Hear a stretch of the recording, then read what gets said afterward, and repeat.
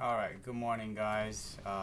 This is a Sunday morning, just doing my first video, really recording how we're gonna do a raid prep. It's a guild raid prep. We're doing this like a morning DM tribute.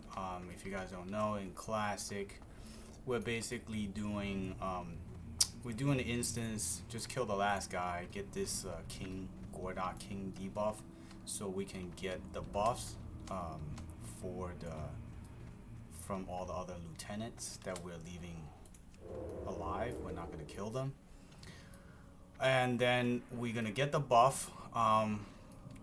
We need the buff to do our raid. So tonight we're gonna do a Nax raid. It's gonna be basically just Saffron so the guild's gonna basically get the buffs, and then we're gonna store it. As you guys can see, I have the supercharged Chronoboon Displacer. This is a new thing Blizzard added for Vanilla WoW, and it basically helps us to store these buffs before, for the raids, so that we can use it. Meanwhile, get the buff in advance, and so we can use it when we need to, rather than before we get these buffs starts ticking down, and by the time we get to the instance, we lost probably like a quarter of it. Now we can use buy these things, these Chronoboon Displacer for like 10 gold, and then we can just use it and store it at the time of the raid, or whenever you want to actually use it.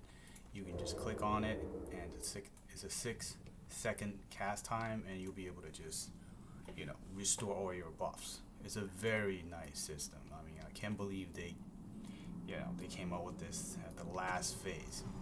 So we're at the last phase. This phase 6 of the Vanilla WoW Classic, not Vanilla WoW, WoW Classic, and pretty much my guild is doing Balthazar and Saffron every week, and we've been doing this for a while. We just continue on to raid until, what the hell, this sheep is taking forever. Oh my god. Oh, we don't have a dispel. Oh my god. So we're doing this DM Dire Maul Tribute. This is basically like the first step of getting all the buffs, but I gotten these buffs out of order because I just basically log on, save the buffs whenever we can. We're formatting this instance because it's like 9 in the morning. I'm on a low population server, and we can't even get the last DPS. But it doesn't really matter right now because we're like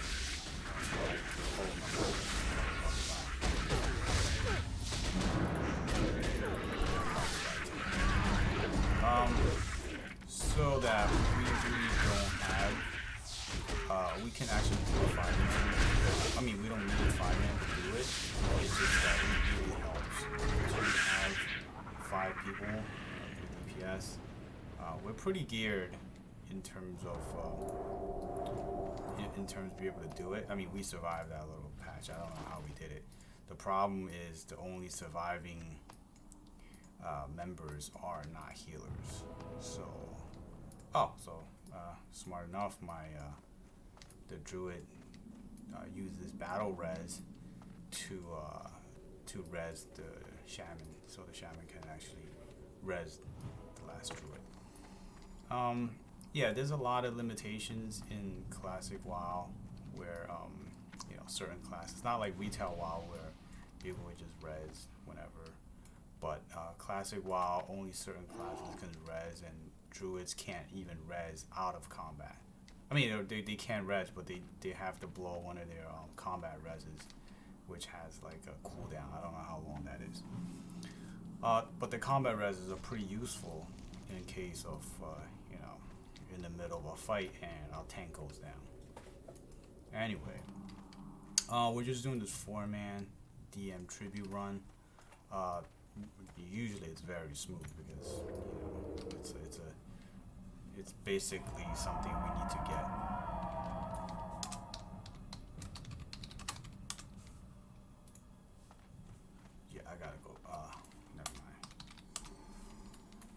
Yeah, I was just basic. This is my first time recording, so I'm sort of like, not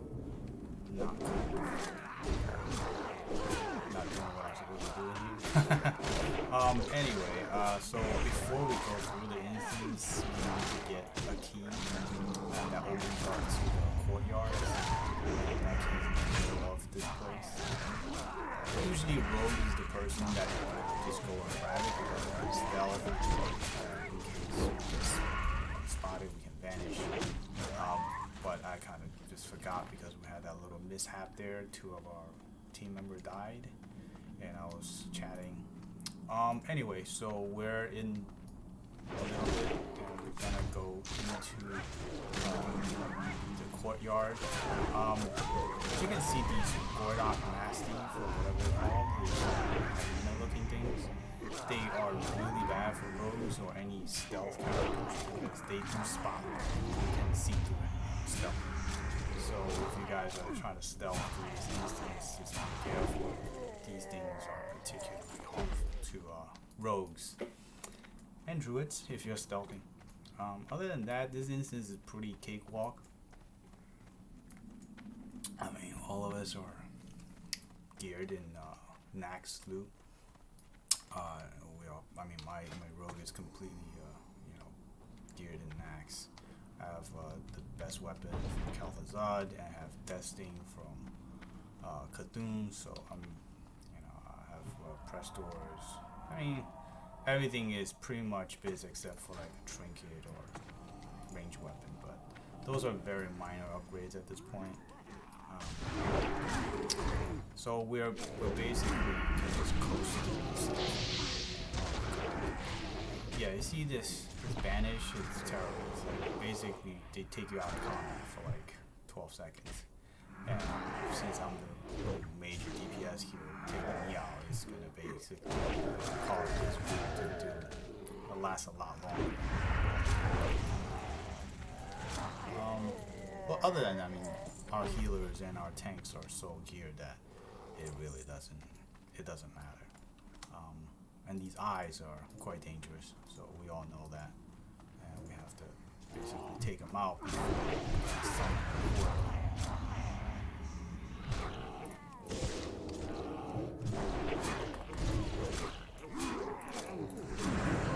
these come out. Harmful to us, but with the stuff they do, like banish, war stomp, it's just kind of nice.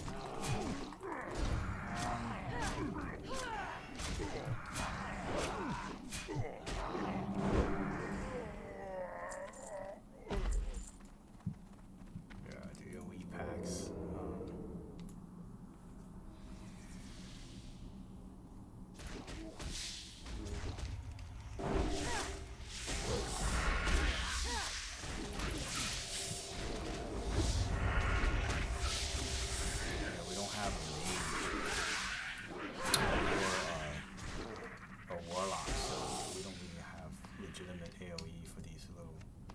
Spider packs. Not that it matters, it just makes things kind of annoying.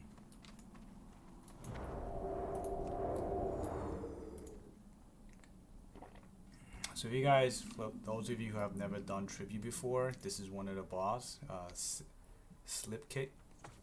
We have to basically put, I think frost oil or some other stuff into this trap to trap this guy.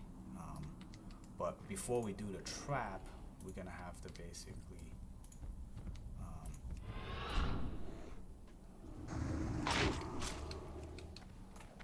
yeah, that was kind of dangerous. Luckily, because that eye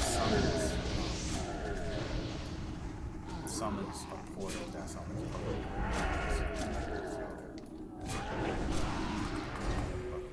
Oh god, I got banished.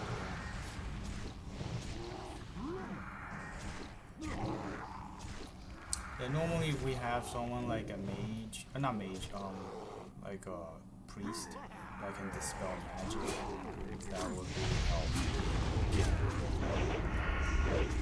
that damage.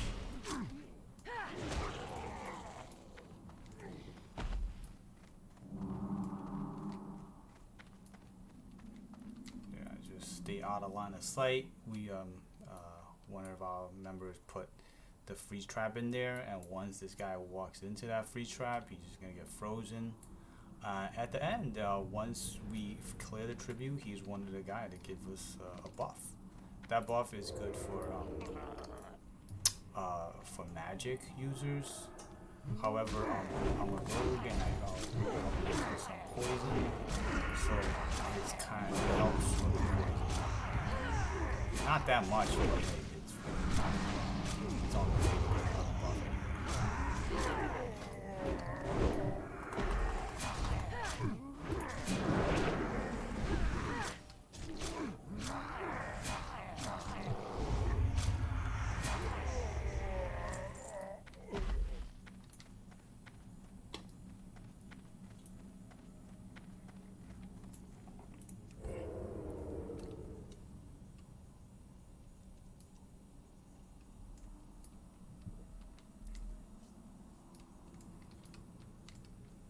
Yeah, so right now we're basically at the last phase of this at the classic WoW.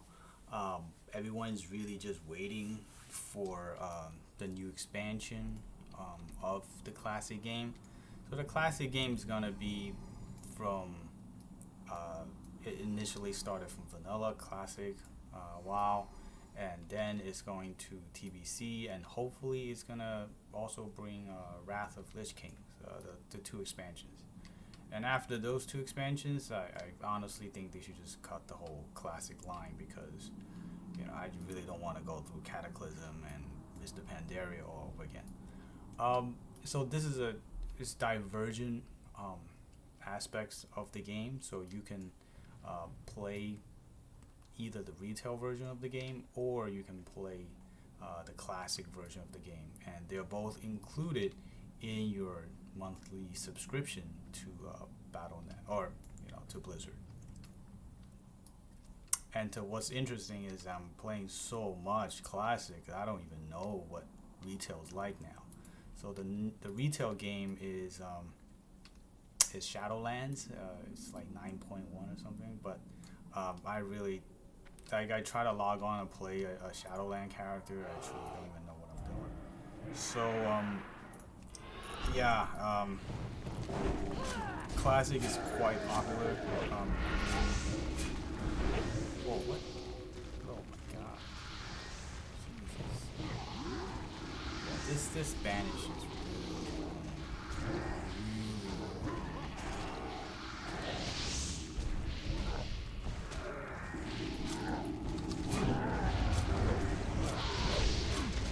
So apparently the Doom Guard is the one that does the War Stomp and does Rain of Fire. What I should really do is I always focus on the Doom Guard because they're not elite. They die really quickly. The problem is these Warlocks are super annoying. This is the War Stomp.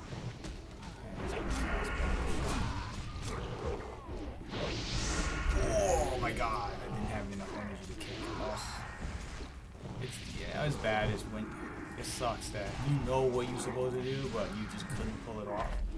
And it's it is what it is.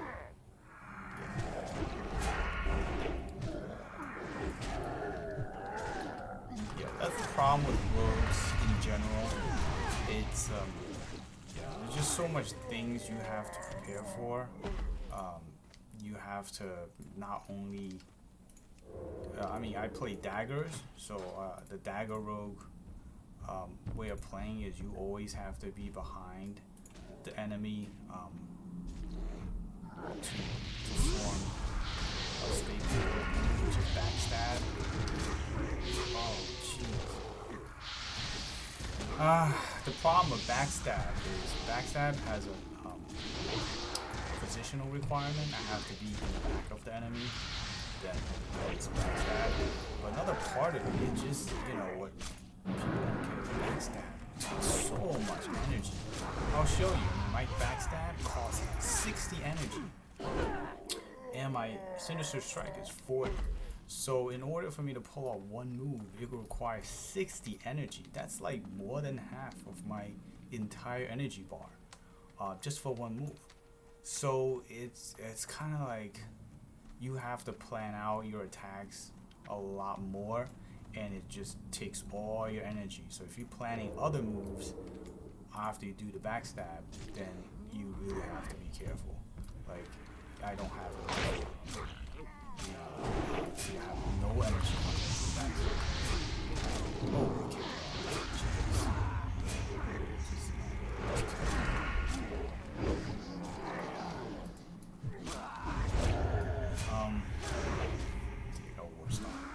That's the thing that's really annoying about these enemies. They are not really like, you can't really like zero them all that much. Because A, they do shitload of damage, so if you pull aggro, like, they will actually cut you up. Second is they do stuff like stuns and banish that you really have to anticipate and know when they're going to do it and hopefully intercept them or avoid it. Because if you don't, you get burst on board and you get like banished. It's like you're out the game.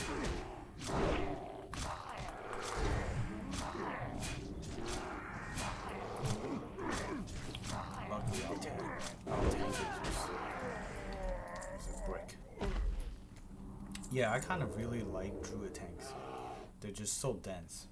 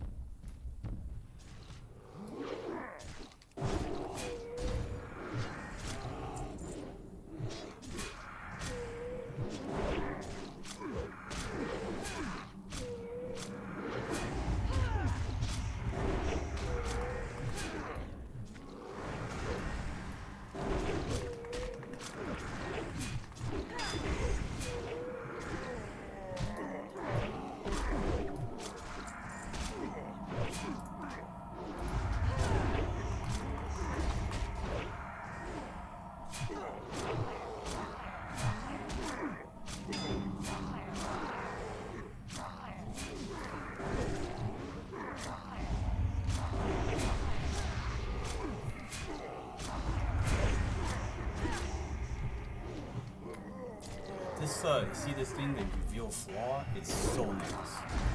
It's this it's the T3 set, like A set bonus. Once you have your eviscerate has a chance. It doesn't matter what kind of eviscerate. It could be like one combo point eviscerate. It gives you a chance to go into this revealed flaw, and that's a buff that once you get it, it's not timed. So literally, you can just have it and be on forever.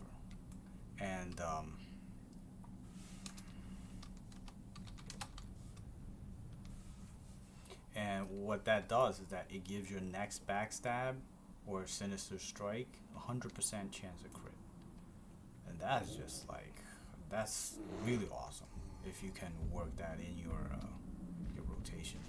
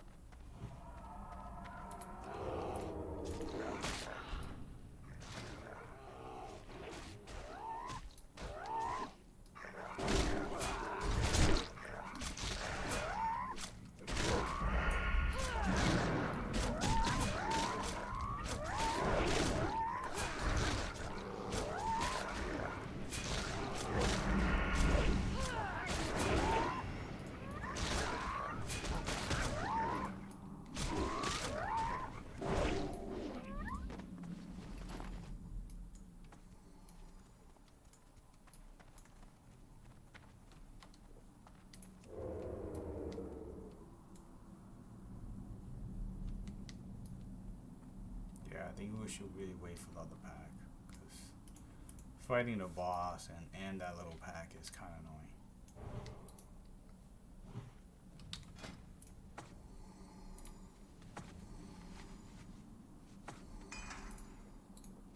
Well, our shaman's gonna put on Grace of Air, so guess what? Nobody feels me.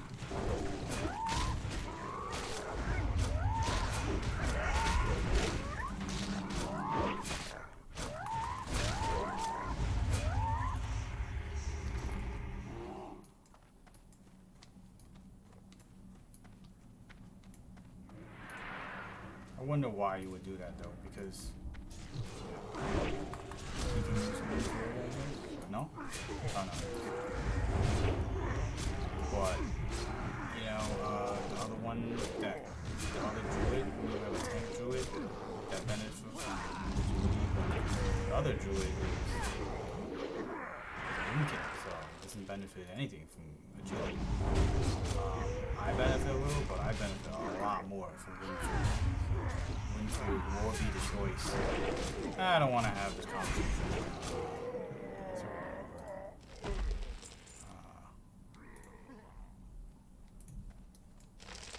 So we're done with the instance. We killed the last guy. We're gonna talk to, you see this? Reveal flaw. That doesn't have a timer. So literally I can have it forever until my next backstab. It's sweet. So everyone talk to him. You get this debuff. King of the Gordok means you're the king now. Everyone goes, you can get the tribute, but I don't really care about the tribute. It's like, can't imagine what the tribute is. So I'm just gonna go grab debuffs. I mean the buffs. So once you do that, all the mobs in here become friendly to you. And what that does is allow you to walk around the whole instance without being bothered.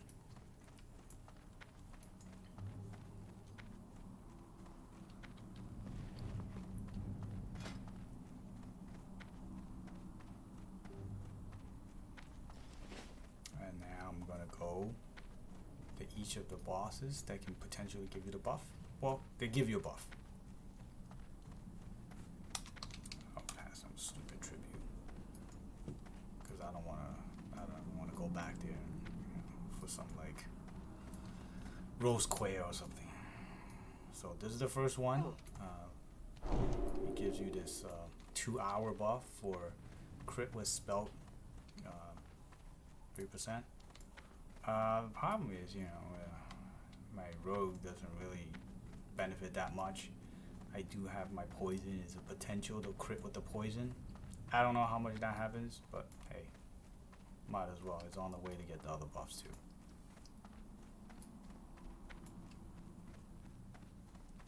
So let me prepare to release my buff, so that once I get the other two, I'm gonna release it, and then, you know, reuse the Chronoboon to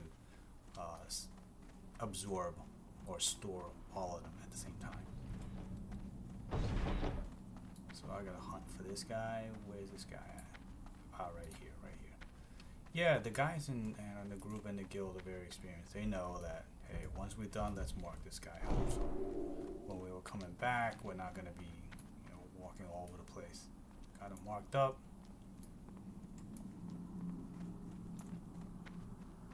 So the second one is very nice. It's attack power increased by 200 and has a 2-hour buff. Very nice. So our group just got converted into a raid because our entire guild can benefit from this instance for buffing. Yeah, what I'm doing is this is like a daily ritual for a lot of guilds. I mean, not daily, but you know, weekly ritual when you have to raid. But now you can actually store it. So what you want to do is, this is the last one, right? And then I release it. This is the stand 15% increase. Now watch, I've released everything. Bam! I have all the buffs. Now I'm gonna store it, so everything will be stored at one time. Please let me go do it quickly. Ah, see? Now I have everything stored. I have all the buffs that I need for the raid already stored in the supercharged Chronoboon Displacer. So now I can play, you know, do whatever I need to do, or farm and have fun, do other instances. And even if I die, it's not gonna, all these buffs are staying with me. They will not be purged or won't be lost. And that's a major upgrade. Alright guys, so this is the first video. Hope you guys enjoy it. If you like it, you know, just subscribe and make comments, you know, see what you guys want to see. I'm definitely gonna record the new the second half of our raid night, which is gonna be KT and Saf. All right, take care, guys.